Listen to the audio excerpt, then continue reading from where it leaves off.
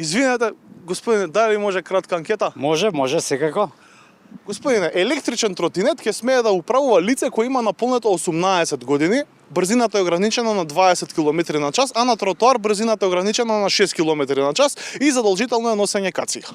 Па виде, време беше да се преземе нешто со ова тротинети, пошто луѓево заедно ти излагаат од сите страни. Знам, пар типчиња имаат удрено со тротинет пешаци, на некој им искршиле рука. Сега проблем ќе биде ова со кацигава, а проблемот ќе биде за девојкиве и средовечниве господи, пошто ќе им расипува фризурата. Ама тоа е за нивно добро. Двајца мои другари се тепа од тротинет и скршија глава зашто не носеа кацига. У моје мало, да речеме овие по 10 годишниве деца, по цел ден се на тротинет бе. Ама за нив е тоа електрична играчка, тоа представува. Сега полицијата ќе мора фактички по цел ден да патролира и санкционира, иначе џабе од закон. Многу работи се прават зад радар за да се најде решение и Македонија да ги почне преговорите со ЕУ, рече евроамбасадорот Рокас. Роки само не теши, демек се правеле муабети зад радарот за да мрднеме од мртва точка. Сега Албанија, Црна Гора, Украина и Молдавија подзавршија работа, на нашево му нема крај. Јас сакам да бидам оптимист, ама никако не ми иде бе, дечко. Дал може радарот ми е расипан па не прифаќа позитивни сигнали, не знам, може тоа да е. Природното и културно наследство на Охридскиот регион да биде впишано на списокот светско наследство во опасност, предлага УНЕСКО. Добро, дечко, ова е голем шамар и за Охрид, и за Охриѓани, и за Македонија. Ама тоа е реалноста, што да ти кажам, нелегално се гради.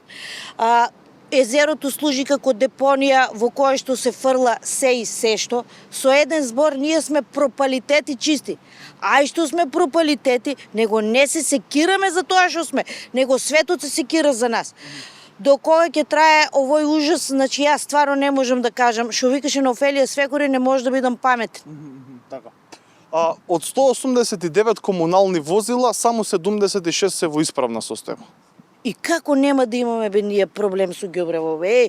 Значи луѓево и да сакаат да го соберат сметот, нема во што, него да се крстиме ние да лапнеме некоја донација од ЕУ, па да купиме некое камионче за ѓубре затоа што ќе не навјеса смрдеата. Не знам више што да кажам, не може да бидам паметна, дечко.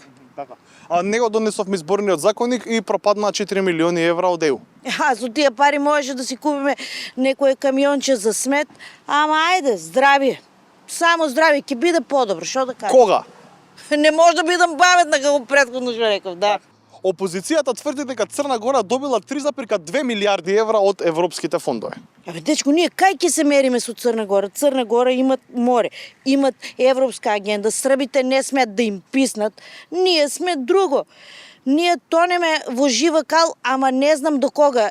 Или што вика на Офелија Свекори, не може да бидам паметна. Ај, чао. Ајде, чао. Господине, да не спиете. Не, фантазирам. Дали може кратка анкета? Седе, бе, дечко.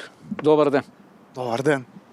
Господине, министерот Стоилковиќ во собраниското бифе вреѓал и псуел пратеници од опозицијата. Добре, види. Многу зла крв има во тоа нашето собрание, ама ја од политичариве не очекувам некоја голема култура. Ствари не очекувам никаква култура. Они сите си се во еден свој посебен филм и кој ќе им пукне филмот, тогаш им го гледаш вистинското лице. Предлагам што поскоро сите политичари од Македонија да отидат на годишен одмор, затоа што на тој начин ќе имаме дупли раат. И они ќе имаат раат, пошто ќе си ги брчкаат ноџенцата во некој од моренцата, а ние ќе имаме раат, пошто нема да им ги гледаме суратите. Деновиве беше изгласан ДУП за Барутана, со кој на подрачјето на Водно се предвидува изградба на 25 објекти, од кои 24 хациенди. Господ да ги поживее советниците што го донесоа ДУПот. Се зезате? Не се зезам, па јас сум еден од тие што ќе гради таму на Водно. Значи вака ми е планот. Сакам да изградам една куќа на 2 нивоа, 150 квадрати од прилика ќе биде. Ќе има тениско игралиште на плацот, ќе има 2 од овие што се каже ги летниковци со скарички, марички, ово она.